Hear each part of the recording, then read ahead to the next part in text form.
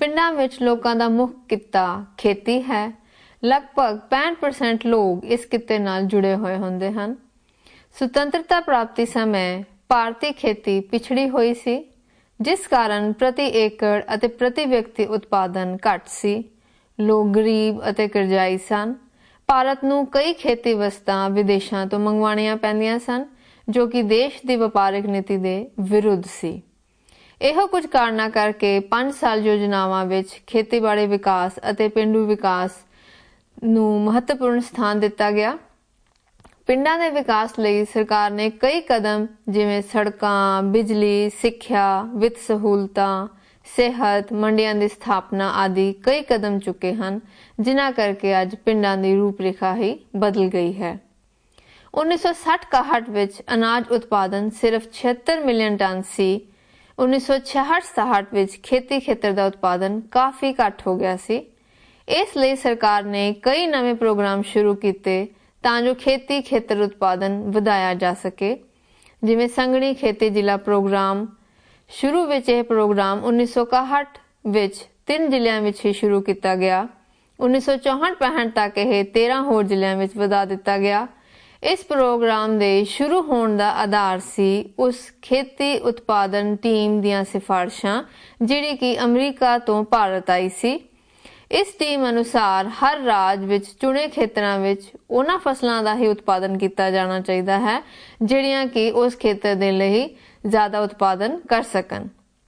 ਇਸ ਖੇਤਰ ਵਿੱਚ ਸਿੰਚਾਈ ਦੀਆਂ ਸਹੂਲਤਾਂ ਲੋੜੀਂਦੀ ਮਾਤਰਾ ਵਿੱਚ ਹੋਣ, ਉੱਥੇ ਦੇ ਕਿਸਾਨਾਂ ਨੂੰ ਨਵੇਂ ਬੀਜ, ਨਵੇਂ ਖਾਦ, ਕੀੜੇਮਾਰ ਦਵਾਈਆਂ ਆਦਿ ਮੁਹੱਈਆ ਕਰਾਈ ਜਾਣੀਆਂ ਚਾਹੀਦੀਆਂ ਨੇ ਤਾਂ ਜੋ ਉੱਥੇ ਉਤਪਾਦਨ ਵਧਾਇਆ ਜਾ ਸਕੇ।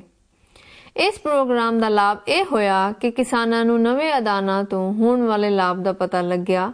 ਇਸ ਪ੍ਰੋਗਰਾਮ ਤੋਂ ਹੋਣ ਵਾਲੇ ਲਾਭ ਨੂੰ ਦੇਖਦੇ ਹੋਏ ਸੰਘਣੀ ਖੇਤੀ ਖੇਤਰ ਪ੍ਰੋਗਰਾਮ, ਜੋ ਕਿ ਪਹਿਲੇ ਦੱਸੇ ਪ੍ਰੋਗਰਾਮ ਦਾ ਹੀ ਇੱਕ ਸੁਧਰਿਆ ਹੋਇਆ ਰੂਪ ਸੀ, ਕਈ ਖੇਤਰਾਂ ਵਿੱਚ ਸ਼ੁਰੂ ਕੀਤਾ ਗਿਆ। ਕਿਸਾਨ ਨਵੀਂ ਤਕਨੀਕ ਦਾ ਇਸਤੇਮਾਲ ਕਰਨ, ਉਹਨਾਂ ਨੂੰ ਉਤਸ਼ਾਹਿਤ ਕਰਨ ਵਾਸਤੇ ਸਰਕਾਰ ਨੇ 1964 ਵਿੱਚ ਲਾਭ ਦੇਣ ਵਾਲੀ ਕੀਮਤ ਪ੍ਰਣਾਲੀ ਲਾਗੂ ਕੀਤੀ ਅਤੇ ਸਰਕਾਰ ਨੇ ਵੱਖ-ਵੱਖ ਫਸਲਾਂ ਦੀਆਂ ਸਹਾਇਕ ਕੀਮਤਾਂ ਨੂੰ ਨਿਰਧਾਰਤ ਕਰਨ ਵਾਸਤੇ ਸਹਾਇਕ ਵਜੋਂ ਖੇਤੀ ਕੀਮਤ ਕਮਿਸ਼ਨ ਬਣਾਇਆ ਅਤੇ ਇਸ ਤੋਂ ਨਵੀਂ ਖੇਤੀਬਾੜੀ ਨੀਤੀ ਅਪਣਾਈ ਗਈ। ਇਸ ਨਵੀਂ ਖੇਤੀਬਾੜੀ ਨੀਤੀ ਦੇ ਕੁਝ ਤੱਤ ਹਨ ਜਿਨ੍ਹਾਂ ਤੇ ਇਹ ਖੇਤੀ ਨੀਤੀ ਆਧਾਰਿਤ ਹੈ। ਭਾਰਤ ਵਿੱਚ ਨਵੀਂ ਖੇਤੀ ਨੀਤੀ ਤੀਜੀ 5 ਸਾਲਾਂ ਯੋਜਨਾ ਦੇ ਦੌਰਾਨ ਭਾਵ 60ਵੇਂ ਦੌਰਾਨ ਲਾਗੂ ਕੀਤੀ ਗਈ।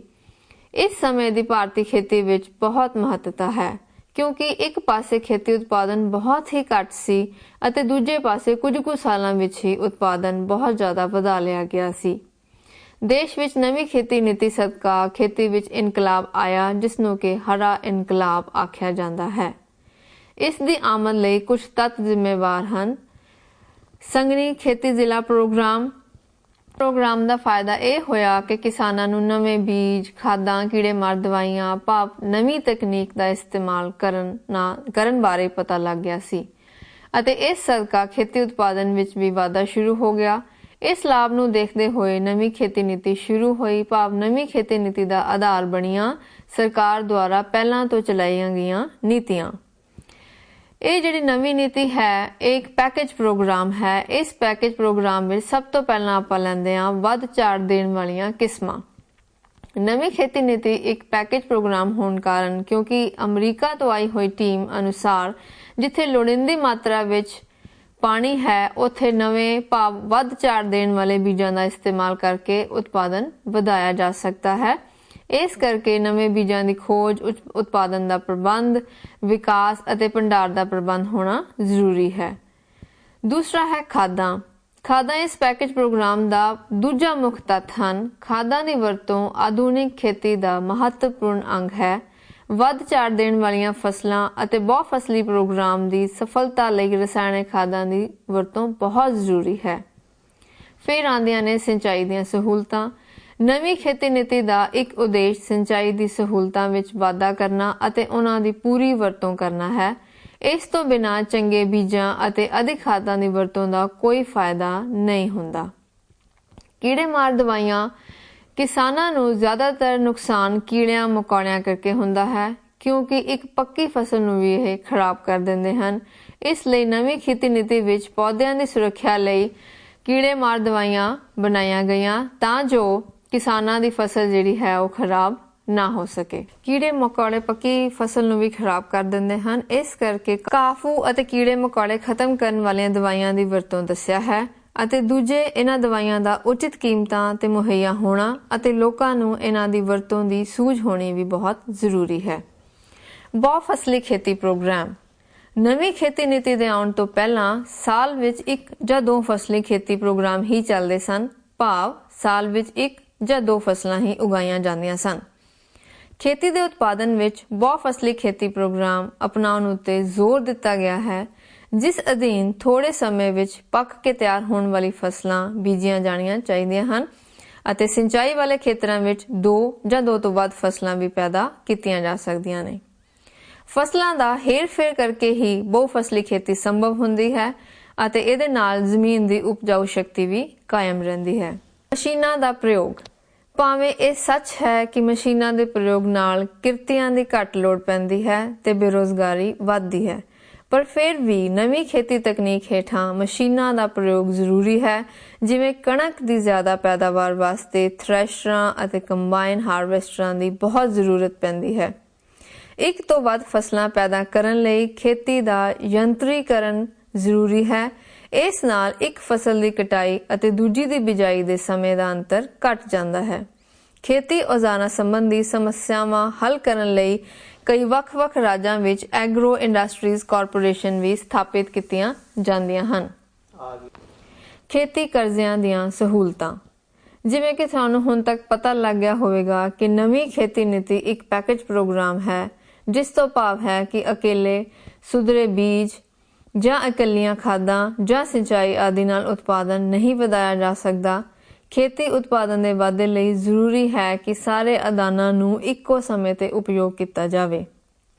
ਭਾਰਤੀ ਕਿਸਾਨ ਗਰੀਬ ਹੈ, ਉਸ ਦੇ ਕੋਲ ਨਵੇਂ ਆਦਾਨਾਂ ਦੀ ਪ੍ਰਾਪਤੀ ਲਈ ਲੋੜੀਂਦਾ ਵਿੱਤ ਨਹੀਂ ਹੁੰਦਾ। ਉਹ ਇਹ ਸਾਰੇ ਆਦਾਨਾਂ ਨੂੰ ਤਾਂ ਹੀ ਖਰੀਦ ਸਕਦਾ ਹੈ ਜੇਕਰ ਉਸ ਨੂੰ ਵਿੱਤ ਮੁਹੱਈਆ ਕਰਵਾਇਆ ਜਾਵੇ। ਇਸ ਲਈ ਸਰਕਾਰ ਨੇ ਨਵੀਂ ਨੀਤੀ ਨੂੰ ਸਫਲ ਬਣਾਉਣ ਲਈ ਅਤੇ ਕਿਸਾਨਾਂ ਨੂੰ ਨਵੇਂ ਆਦਾਨਾਂ ਦੀ ਪ੍ਰਾਪਤੀ ਲਈ ਲੋੜੀਂਦਾ ਵਿੱਤ ਪ੍ਰਦਾਨ ਕਰਨ ਵਜੋਂ ਵਿੱਤ ਪ੍ਰਦਾਨ ਕਰਨ ਵਾਲੀਆਂ ਏਜੰਸੀਆਂ ਵਿੱਚ ਵਾਧਾ ਕੀਤਾ, ਸਹਿਕਾਰੀ ਸਮਿਤੀਆਂ ਨੂੰ ਮਜ਼ਬੂਤ ਕੀਤਾ ਅਤੇ ਰਾਸ਼ਟਰੀਕ੍ਰਿਤ ਬੈਂਕਾਂ ਦੇ ਤਹਿਤ ਵੀ ਖੇਤੀ ਲਈ ਕਰਜ਼ੇ ਦੀ ਸਹੂਲਤਾਂ ਪ੍ਰਦਾਨ ਕੀਤੀਆਂ।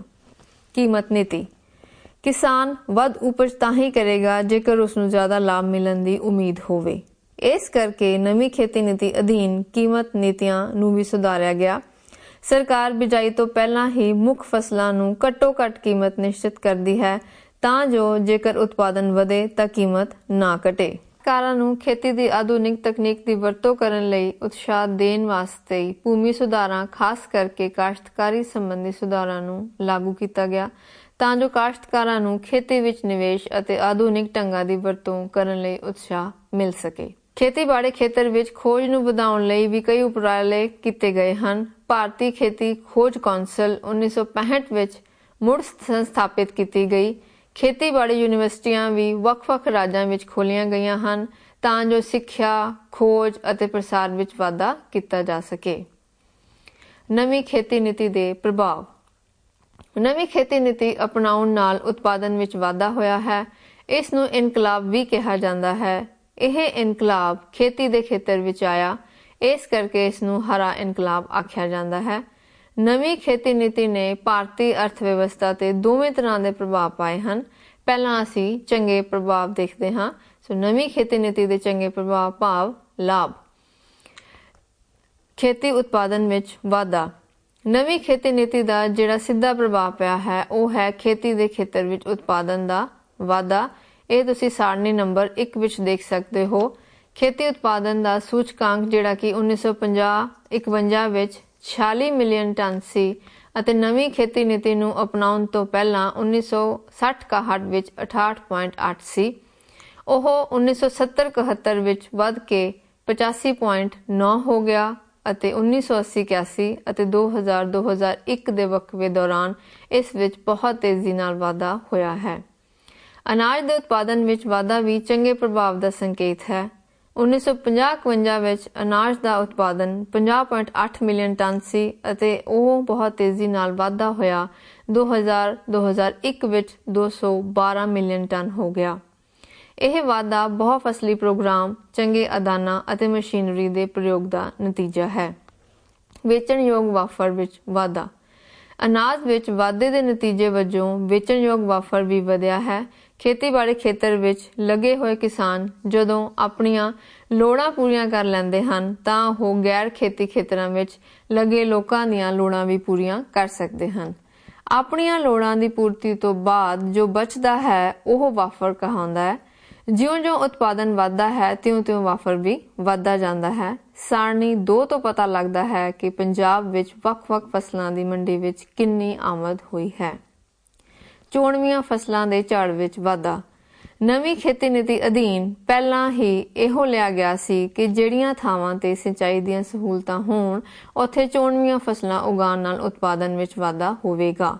ਇਸ ਨੀਤੀ ਦੇ ਚੱਲਦੇ ਕਿਸਾਨਾਂ ਨੂੰ ਉਤਪਾਦਨ ਵਿੱਚ ਵਾਧਾ ਹੋਇਆ ਹੈ। ਸਾਰਣੀ 3 ਵਿੱਚ ਕੁਝ ਚੋਣਵੀਆਂ ਫਸਲਾਂ ਦੇ ਉਤਪਾਦਨ ਵਿੱਚ ਵਾਧਾ ਦਿਖਾਇਆ ਗਿਆ ਹੈ। ਖੇਤੀ ਅਤੇ ਗੈਰ ਖੇਤੀ ਖੇਤਰਾਂ ਵਿੱਚ ਰੁਜ਼ਗਾਰ ਵਿੱਚ ਵਾਧਾ। ਨਵੀਂ ਖੇਤੀ ਨੀਤੀ ਕਰਕੇ ਖੇਤੀ ਅਤੇ ਗੈਰ ਖੇਤੀ ਖੇਤਰ ਦੋਹਾਂ ਵਿੱਚ ਹੀ ਰੁਜ਼ਗਾਰ ਦੇ ਨਵੇਂ ਮੌਕੇ ਪੈਦਾ ਹੋਏ ਹਨ। ਖੇਤੀਬਾੜੀ ਖੇਤਰ ਵਿੱਚ ਜੈਵਿਕ ਸਾਧਨਾਂ ਜਿਵੇਂ ਕਿ ਉੱਨਤ ਬੀਜ, ਖਾਦਾਂ ਅਤੇ ਕੀਟਨਾਸ਼ਕ ਦਵਾਈਆਂ ਦੇ ਪ੍ਰਯੋਗ ਲਈ, ਘਾਹ ਫੂਹ ਦੀ ਸਫਾਈ ਵਾਸਤੇ ਅਤੇ ਫਸਲਾਂ ਦੀ ਕਟਾਈ ਲਈ ਕਿਰਤ ਦੀ ਮੰਗ ਵਧੀ ਹੈ। ਇੱਕ ਸਾਲ ਵਿੱਚ ਬਹੁ ਫਸਲੀ ਪ੍ਰੋਗਰਾਮ ਕਾਰਨ ਵੀ ਕਿਰਤੀਆਂ ਦੀ ਮੰਗ ਵੱਧ ਗਈ ਹੈ। ਉਦਾਹਰਨ ਦੇ ਤੌਰ ਤੇ ਪੰਜਾਬ ਅਤੇ ਹਰਿਆਣਾ ਵਿੱਚ ਕਣਕ ਅਤੇ ਚੌਲ ਦੇ ਬੋਣ ਅਤੇ ਫਸਲ ਦੇ ਕੱਟਣ ਸਮੇਂ ਕਿਰਤੀਆਂ ਦੀ ਮੰਗ ਵੱਧ ਜਾਂਦੀ ਹੈ ਅਤੇ ਦੂਜੇ ਰਾਜਾਂ ਤੋਂ ਕਿਰਤੀ ਇੱਥੇ ਮੰਗਵਾਏ ਜਾਂਦੇ ਹਨ। ਖੇਤੀ ਦੇ ਖੇਤਰ ਵਿੱਚ ਉਤਪਾਦਨ ਵਿੱਚ ਵਾਧੇ ਦੇ ਕਾਰਨ ਖੇਤੀ ਤੇ ਆਧਾਰਿਤ ਉਦਯੋਗਾਂ ਦਾ ਵੀ ਵਿਕਾਸ ਹੋਇਆ ਹੈ ਅਤੇ ਉੱਥੇ ਵੀ ਕਿਰਤੀਆਂ ਦੀ ਮੰਗ ਵਧੀ ਹੈ, ਜਿਵੇਂ ਖਾਦਾਂ, ਕੀਟਨਾਸ਼ਕ ਦਵਾਈਆਂ ਅਤੇ ਮਸ਼ੀਨਾਂ ਬਣਾਉਣ ਵਾਲੀਆਂ ਇਕਾਈਆਂ ਦਾ ਵਿਕਾਸ ਹੋਇਆ ਹੈ ਅਤੇ ਰੁਜ਼ਗਾਰ ਦੇ ਨਵੇਂ ਮੌਕੇ ਪੈਦਾ ਹੋਏ ਹਨ। ਸੇਵਾ ਖੇਤਰ ਵਿੱਚ ਵੀ ਰੁਜ਼ਗਾਰ ਵਧਿਆ ਹੈ। ਮੰਡੀ ਅਤੇ ਆਵਾਜਾਈ ਦੀ ਸਹੂਲਤਾਂ ਸੰਬੰਧੀ ਸੇਵਾਵਾਂ ਦੀ ਲੋੜ ਹੈ, ਇਸ ਕਰਕੇ ਰੁਜ਼ਗਾਰ ਦੇ ਅਵਸਰ ਬਹੁਤ ਜ਼ਿਆਦਾ ਵੱਧ ਗਏ ਹਨ। ਖੇਤੀ ਦੇ ਖੇਤਰ ਵਿੱਚ ਵੱਧ ਉਤਪਾਦਨ ਅਤੇ ਵੱਧ ਵੇਚਣਯੋਗ ਬੇਸ਼ੀ ਕਰਕੇ ਲੋਕਾਂ ਦੀ ਆਮਦਨ ਵਿੱਚ ਵੀ ਵਾਧਾ ਹੋਇਆ ਹੈ, ਜਿਸ ਕਾਰਨ ਇੱਥੇ ਗੈਰ ਪਰੰਪਰਾਵਾਦੀ ਵਸਤਾਂ ਜਿਵੇਂ ਟੀਵੀ, ਕੂਲਰ, ਫ੍ਰਿਜ, ਮੋਟਰਸਾਈਕਲ ਆਦਿ ਦਾ ਉਪਯੋਗ ਵੱਧ ਗਿਆ ਹੈ। ਇਸ ਕਰਕੇ ਇਹਨਾਂ ਨੂੰ ਬਣਾਉਣ ਵਾਲੇ ਉਦਯੋਗਾਂ ਵਿੱਚ ਵੀ ਰੁਜ਼ਗਾਰ ਵਧਿਆ ਹੈ।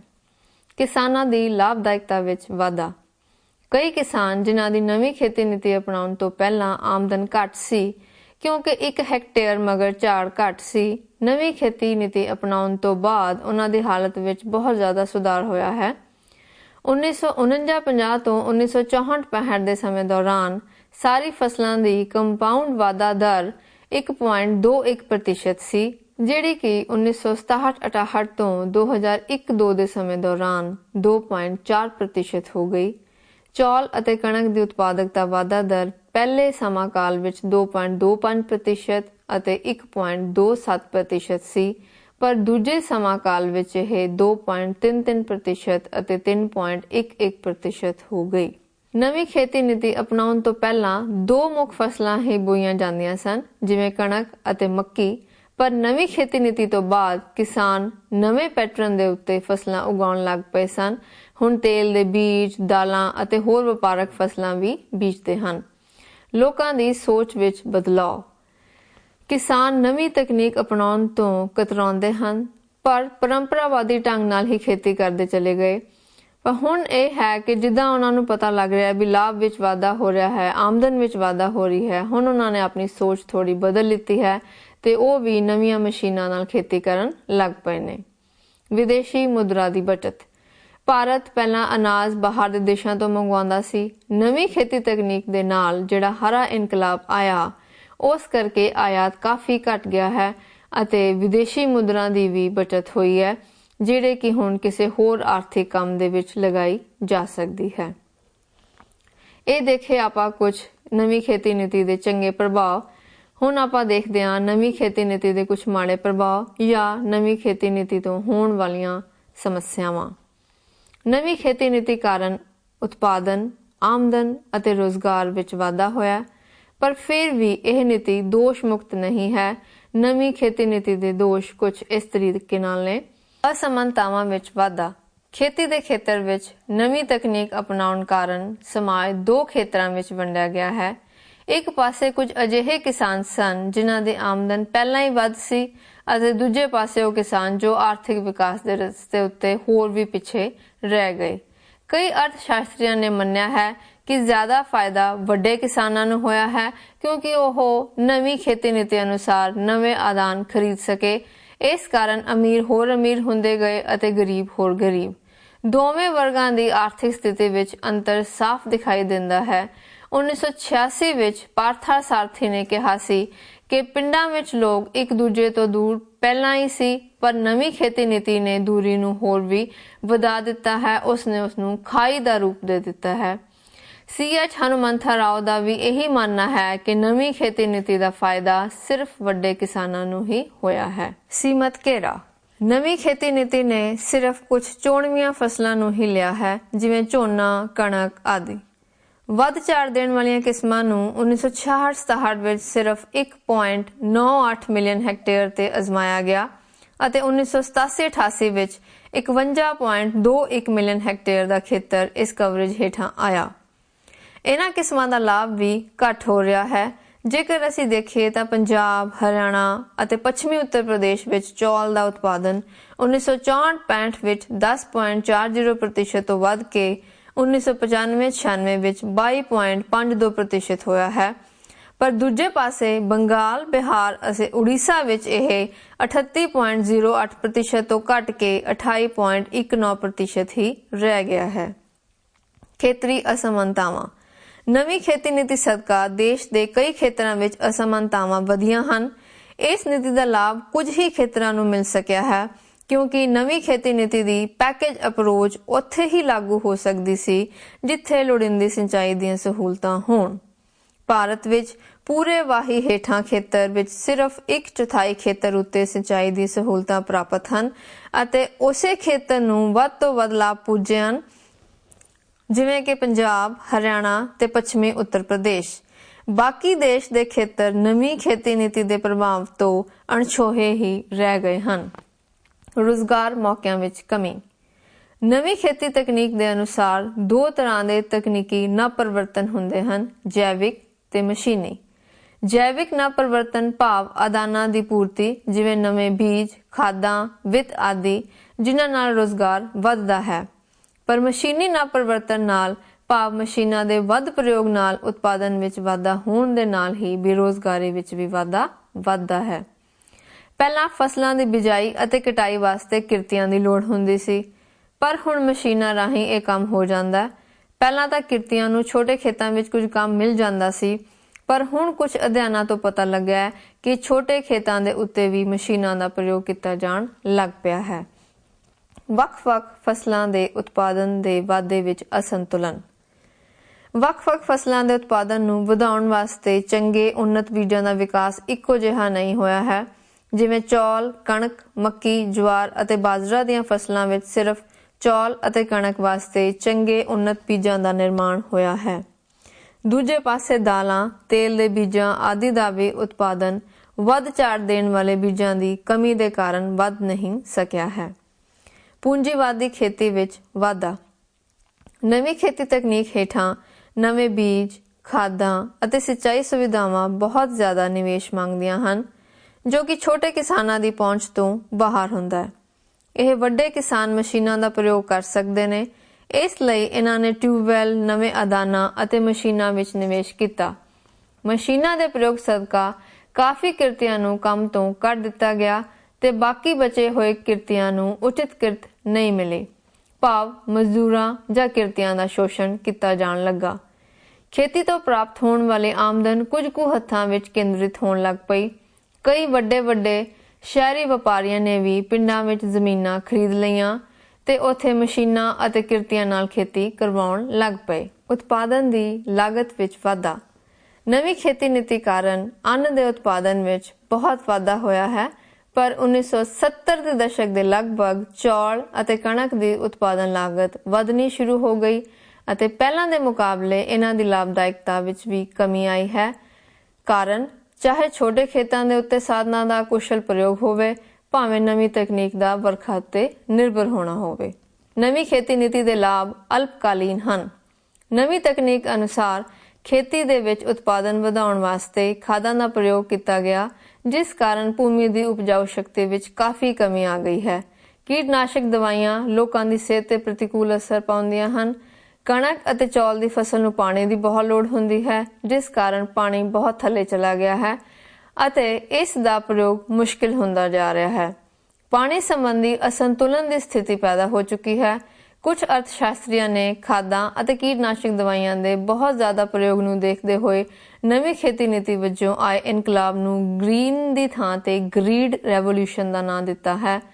ਪ੍ਰੋਫੈਸਰ ਜੌਹਲ ਨੇ ਪੰਜਾਬ ਵਿੱਚ ਕਣਕ ਅਤੇ ਝੋਨੇ ਦੀ ਖੇਤੀ ਵਿੱਚ 50% ਦੀ ਕਮੀ ਕਰਨ ਦਾ ਸੁਝਾਅ ਦਿੱਤਾ ਹੈ, ਤਾਂ ਜੋ ਪਾਣੀ ਅਤੇ ਖਾਦ ਦੀ ਬਚਤ ਕੀਤੀ ਜਾ ਸਕੇ। ਹੁਣ ਆਪਾਂ ਦੇਖਿਆ ਕਿ ਖੇਤੀ ਨੀਤੀ ਦੇ ਕੁਝ ਚੰਗੇ ਪ੍ਰਭਾਵ ਤੇ ਮਾੜੇ ਪ੍ਰਭਾਵ, ਪਰ ਜੇ ਅੱਗੋਂ ਤੋਂ ਕਦੇ ਨਵੀਂ ਖੇਤੀ ਨੀਤੀ ਲਾਗੂ ਕਰਨੀ ਹੋਵੇ ਤਾਂ ਉਹਦੇ ਵਿੱਚ ਕਿਹੋ ਜਿਹੇ ਸੁਧਾਰ ਹੋਣੇ ਚਾਹੀਦੇ ਹਨ। ਸਿੰਚਾਈ ਹੇਠਾਂ ਖੇਤਰ ਵਿੱਚ ਵਾਧਾ। ਪਹਿਲਾਂ ਅਸੀਂ ਇਹ ਦੇਖਦੇ ਹਾਂ ਕਿ ਜਿੱਥੇ ਜ਼ਿਆਦਾ ਪਾਣੀ ਹੋਏਗਾ ਉੱਥੇ ਹੀ ਜ਼ਿਆਦਾ ਉਤਪਾਦਨ ਕੀਤਾ ਜਾ ਸਕਦਾ ਹੈ। ਦੇਸ਼ ਦੇ ਖੁਸ਼ਕ ਜਾਂ ਅਰਧ ਖੁਸ਼ਕ ਹਿੱਸਿਆਂ ਵਿੱਚ ਸਿੰਚਾਈ ਦੀਆਂ ਸੁਵਿਧਾਵਾਂ ਉਪਲਬਧ ਕਰਵਾਉਣੀਆਂ ਚਾਹੀਦੀਆਂ ਹਨ। ਨਵੀਂ ਖੇਤੀ ਨੀਤੀ ਦਾ ਹੋਰ ਲਾਭ ਉਠਾਉਣ ਵਾਸਤੇ ਜ਼ਰੂਰੀ ਹੈ ਸਿੰਚਾਈ ਦੀ ਹੋਰ ਪਰਿਯੋਜਨਾਵਾਂ ਦਾ ਸ਼ੁਰੂ ਹੋਣਾ। ਬਹੁਫਸਲੀ ਪ੍ਰੋਗਰਾਮ ਨੂੰ ਉਤਸ਼ਾਹਿਤ ਕਰਨਾ। ਇੱਕ ਸਾਲ ਵਿੱਚ 2 ਜਾਂ 2 ਤੋਂ ਵੱਧ ਫਸਲਾਂ ਉਗਾਉਣ ਦੀ ਕੋਸ਼ਿਸ਼ ਕੀਤੀ ਜਾਣੀ ਚਾਹੀਦੀ ਹੈ। ਇਸ ਦੇ ਲਈ ਫਿਰ ਸਿੰਚਾਈ ਸੁਵਿਧਾਵਾਂ ਮੁਹੱਈਆ ਕਰਾਉਣ ਦੀ ਲੋੜ ਹੋਵੇਗੀ। ਦੇਸ਼ ਦੇ ਜਿਹੜੇ ਖੇਤਰ ਵਰਖਾ ਦੇ ਉੱਤੇ ਨਿਰਭਰ ਕਰਦੇ ਹਨ, ਉਹਨਾਂ ਨੂੰ ਸੰਯੁਕਤ ਖੇਤੀ ਪ੍ਰਣਾਲੀ ਨਾਲ ਜੋੜਨ ਦੀ ਲੋੜ ਹੈ। ਇਹਨਾਂ ਖੇਤਰਾਂ ਵਿੱਚ ਵਾਟਰਸ਼ੈਡ ਮੈਨੇਜਮੈਂਟ ਦੀ ਪੱਧਤੀ ਇੱਕ ਵੱਡੇ ਪੈਮਾਨੇ ਤੇ ਅਪਣਾਈ ਜਾਣੀ ਚਾਹੀਦੀ ਹੈ, ਤਾਂ ਜੋ ਭੂਮੀ ਦੀ ਨਮੀ ਨੂੰ ਬਚਾਇਆ ਜਾ ਸਕੇ ਤੇ ਭੂਮੀ ਦੀ ਉਪਜਾਊ ਸ਼ਕਤੀ ਨੂੰ ਸਥਿਰ ਰੱਖਿਆ ਜਾ ਸਕੇ। ਦਾਲਾਂ, ਕਪਾਹ, ਪਟਸਨ, ਤਿਲ ਆਦਿ ਫਸਲਾਂ ਵਾਸਤੇ ਵੱਧ ਝਾੜ ਦੇਣ ਵਾਲੇ ਬੀਜਾਂ ਦਾ ਵਿਕਾਸ। ਜਿਵੇਂ ਕਿ ਆਪਾਂ ਨਵੀਂ ਖੇਤੀ ਨੀਤੀ ਦੇ ਦੋਸ਼ਾਂ ਵਿੱਚ ਦੇਖਿਆ ਸੀ ਕਿ ਕੁਝ ਫਸਲਾਂ ਦੇ ਹੀ ਵੱਧ ਝਾੜ ਦੇਣ ਵਾਲੇ ਬੀਜਾਂ ਦਾ ਵਿਕਾਸ ਕੀਤਾ ਗਿਆ ਸੀ। ਜ਼ਿਆਦਾ ਉਤਪਾਦਨ ਵਧਾਉਣ ਵਾਸਤੇ ਲੋੜ ਹੈ ਕਿ ਇਹਨਾਂ ਸਾਰੀਆਂ ਫਸਲਾਂ ਦੇ ਉੱਨਤ ਬੀਜਾਂ ਦਾ ਵਿਕਾਸ ਕੀਤਾ ਜਾਵੇ ਅਤੇ ਇਹਨਾਂ ਬੀਜਾਂ ਨੂੰ ਖਰੀਦਣ ਵਾਸਤੇ ਸਬਸਿਡੀਜ਼ ਵੀ ਦਿੱਤੀਆਂ ਜਾਣ। ਖਾਦਾਂ ਦਾ ਸੰਤੁਲਿਤ ਉਪਯੋਗ। ਖਾਦਾਂ ਦੇ ਬਹੁਤ ਜ਼ਿਆਦਾ ਪ੍ਰਯੋਗ ਦੇ ਨਤੀਜੇ ਵਜੋਂ ਭੂਮੀ ਦੀ ਉਪਜਾਊ ਸ਼ਕਤੀ ਵਿੱਚ ਘਾਟ ਆ ਗਈ ਹੈ। ਇਸ ਲਈ ਖਾਦਾਂ ਦਾ ਪ੍ਰਯੋਗ ਘੱਟ ਕਰਨ ਦੀ ਲੋੜ ਹੈ ਅਤੇ ਜਿੱਥੇ ਇਹਨਾਂ ਦਾ ਉਪਯੋਗ ਨਹੀਂ ਕੀਤਾ ਜਾ ਰਿਹਾ ਉੱਥੇ ਉਪਯੋਗ ਵਧਾ ਦੇਣਾ ਚਾਹੀਦਾ ਹੈ। ਸੰਸਥਾਗਤ ਸੁਧਾਰ। ਸੰਸਥਾਗਤ ਸੁਧਾਰ 2 ਤਰ੍ਹਾਂ ਦੇ ਹੋ ਸਕਦੇ ਹਨ, ਭੂ ਸੁਧਾਰ ਤੇ ਵਿੱਤ ਸੁਧਾਰ। ਨਵੀਂ ਖੇਤੀ ਨੀਤੀ ਦੇ ਲਾਭ ਗਰੀਬ, ਛੋਟੇ ਤੇ ਸੀਮਾਂਤ ਕਿਸਾਨਾਂ ਤੱਕ ਪਹੁੰਚਣ, ਉਸ ਦੇ ਲਈ ਭੂ ਸੁਧਾਰ ਦੀ ਲੋੜ ਹੈ। ਜਿਨ੍ਹਾਂ ਦੇ ਕੋਲ ਬਹੁਤ ਜ਼ਿਆਦਾ ਜ਼ਮੀਨ ਹੈ, ਉਹਨਾਂ ਦੀ ਵਾਫਰ ਜ਼ਮੀਨ ਲੈ ਕੇ ਜਿਨ੍ਹਾਂ ਦੇ ਕੋਲ ਨਹੀਂ ਹੈ ਉਹਨਾਂ ਨੂੰ ਦੇ ਦਿੱਤੀ ਜਾਣੀ ਚਾਹੀਦੀ ਹੈ। ਨਵੇਂ ਅਦਾਨਾਂ ਵਾਸਤੇ ਵਿੱਤ ਦੀ ਲੋੜ ਹੁੰਦੀ ਹੈ। ਵੱਡੇ ਕਿਸਾਨ ਤਾਂ ਇਹ ਅਦਾਨ ਖਰੀਦ ਸਕਦੇ ਹਨ, ਪਰ ਛੋਟੇ ਕਿਸਾਨਾਂ ਨੂੰ ਵਿੱਤ ਦੀ ਬਹੁਤ ਜ਼ਿਆਦਾ ਲੋੜ ਹੁੰਦੀ ਹੈ। ਸਰਕਾਰ ਨੂੰ ਸੰਸਥਾਗਤ ਸੋਮਿਆਂ ਦੁਆਰਾ ਕਰਜ਼ੇ ਮੁਹੱਈਆ ਕਰਾਉਣ ਦੀ ਸਹੂਲਤ ਨੂੰ ਵਧਾਉਣਾ ਚਾਹੀਦਾ ਹੈ। ਛੋਟੇ ਕਿਸਾਨਾਂ ਨੂੰ ਸਿਖਲਾਈ। ਭਾਰਤੀ ਕਿਸਾਨ ਗਰੀਬ ਦੇ ਨਾਲ-ਨਾਲ ਅਨਪੜ੍ਹ ਵੀ ਹੈ।